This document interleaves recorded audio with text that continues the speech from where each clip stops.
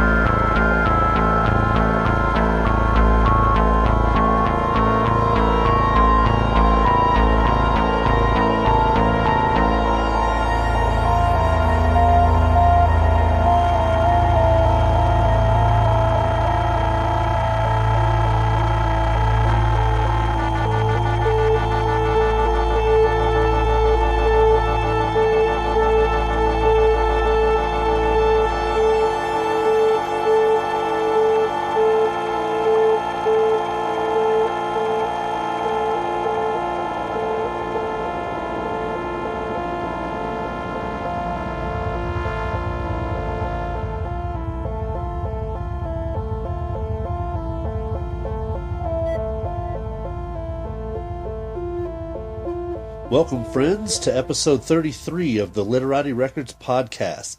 I'm your host, Marcus, and I want to thank you for taking the time to include us in your day and for supporting independent music. My guest on the show today is Randall Frazier, whose band Orbit Service has been making music in various incarnations for over 10 years. With roots firmly planted in the melancholy psychedelic works of Pink Floyd, Ka-spel, and the Silverman, Orbit Service has served as a necessary cathartic vehicle for Frazier. All of the Orbit Service tracks on today's show come from their 2011 release, A Calm Note from the West. You can find titles and complete track listings in the show notes on our website at www.literatirecords.com. While you're there, be sure to sign up for our email list to get entered in our $100 monthly cash giveaway. One random person from the email list is chosen at the end of each month and announced on the first show of the following month. For full contest rules, once again visit www.literatirecords.com. Remember to connect with us on Facebook and Twitter, where we can communicate with you all more directly. Now, on with the show. My guest on the show today is Randall Frazier, the mastermind behind Orbit Service. Now, for those who may not be familiar, can you give us a brief overview of how Orbit Service got started? It started back in the early 90s with a guy named John Herman and Casey Sanders. I moved into a big house that was home to a few different bands. It was home to Rainbow Sugar and a sort of a psychedelic rock band at the time called Esfro 7. Had a studio in the basement, and we all shared the rent on this giant house, and everybody practiced there on different floors. That's pretty much how it got going. Well, how long has Orbit Service been active in the local scene? I think around 11 or 12 years. It's hard to say. I kind of drop in and out of the scene, I guess. Sure. Yeah. Has it been difficult stabilizing a lineup during that entire time? Yes and no. I think ultimately I never really had my mind set on a real consistent lineup. I think maybe at first I did, but then I think I let that go at some point and started, worrying more about writing the songs and constructing the records. And as I've gone along, that sort of worked because I can change the band around and have different people on the records and maintain this vibe. And not to say that there aren't some solid like Dennis Swanson has been in the band a long time, and he's a consistent, and he's my go-to guy when I'm ready to start making a new record. I always call Dennis first. But other than that, it's been sort of a hodgepodge assortment of people, sort of sociopathic maybe in that regard. I just kind of pick who at the time is willing to and can help do what I'm looking to do and go with that. Does that bring a certain diversity to each separate album too, having a few different players in the mix? Absolutely, yeah. Every new person brings something new and has a different way of handling their parts or contributing to the record, and I think that keeps things interesting. This last record, The Calm Note from the West, we did half the tracking here in Denver, and then the other half of it was done over in Copenhagen, Denmark, by a guy named Kim Hansen, who's in a band over there called Antenna, and that certainly opened up my eyes to not be limited to Denver. Sure. And also it was cool because when the record was in his hands over there and he was working on it, I didn't get to say what happened. And so when the tracks came back from Kim and whoever he had contributing, it was a surprise, and that was really neat. And so I'm trying to do that more now.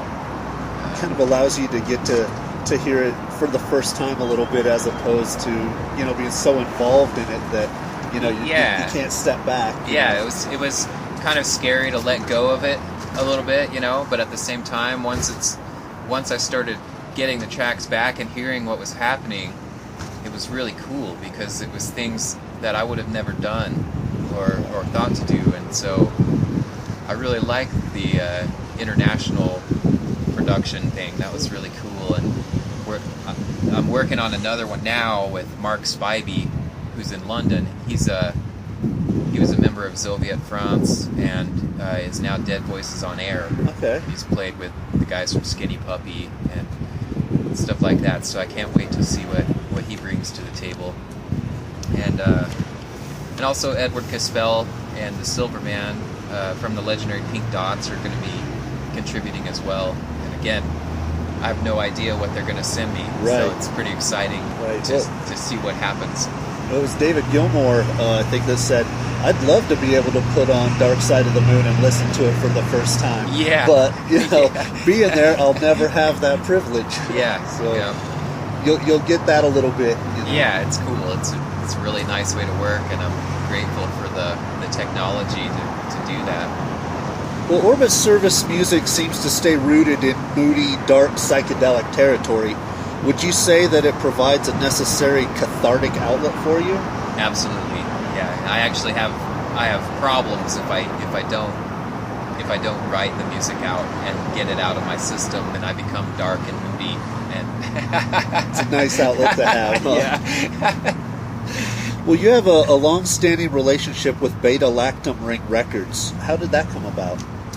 Through the legendary Pink Dots. I did a small bit of promotion for Edward Ka-spel and Silverman on their first solo tour of the U.S. as a promotions agent.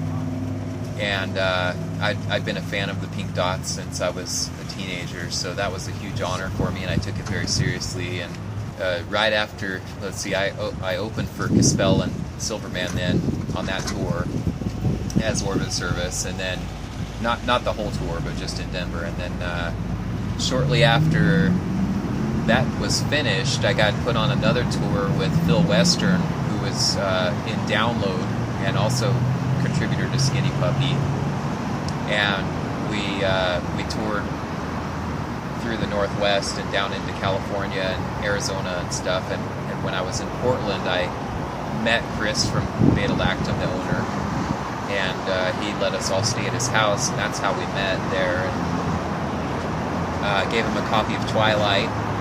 He liked it, and he liked it, and he signed Orbit Service and started distributing Twilight, and signed me to make another record, which is where we got Songs of Veda Karina.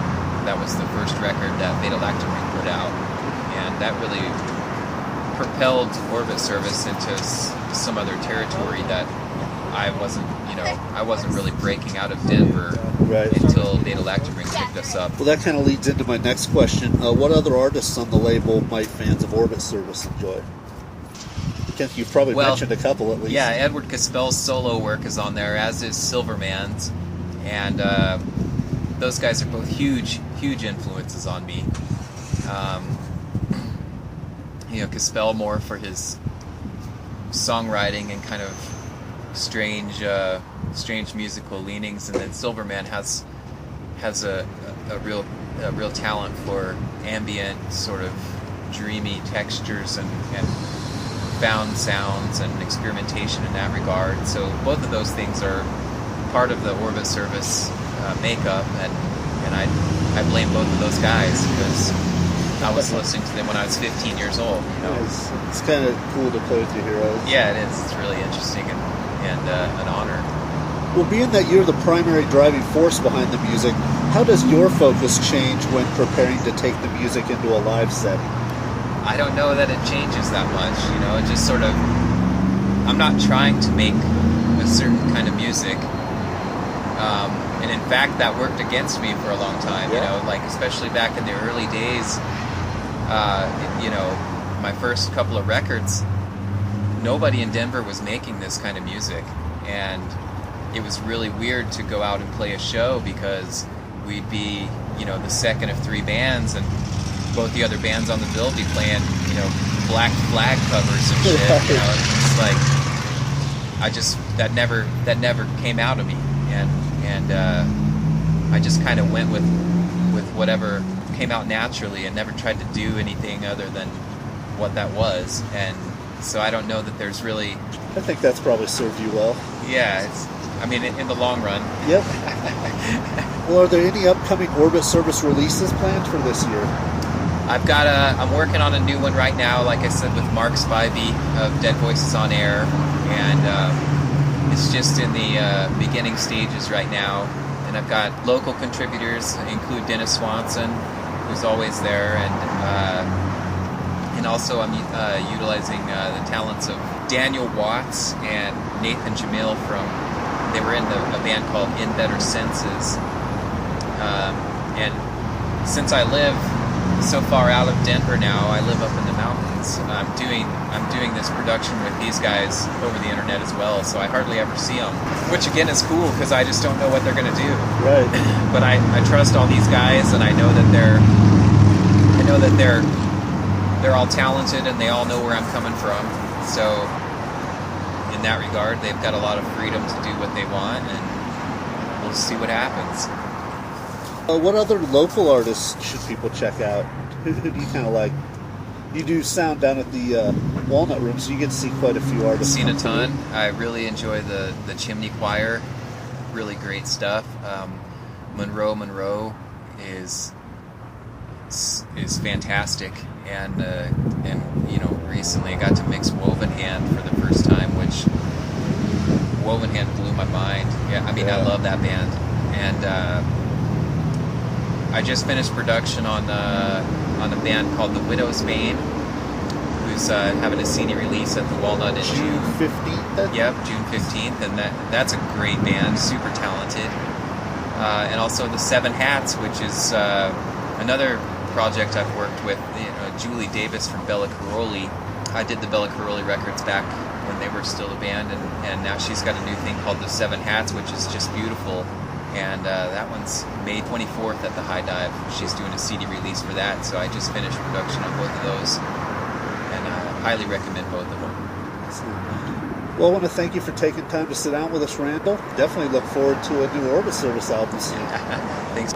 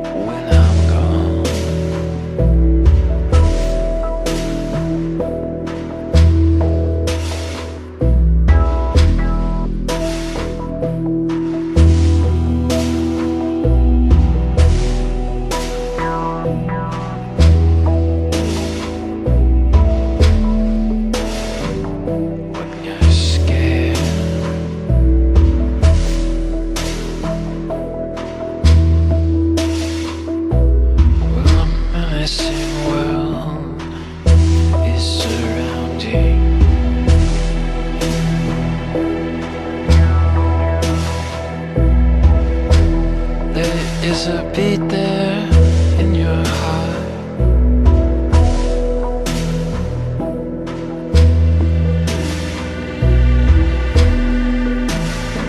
There is a sound there in the pounding.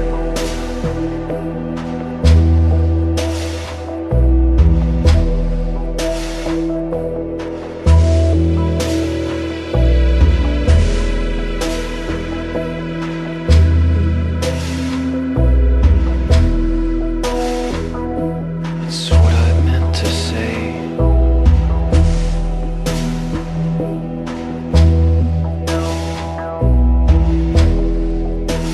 A melody in rain.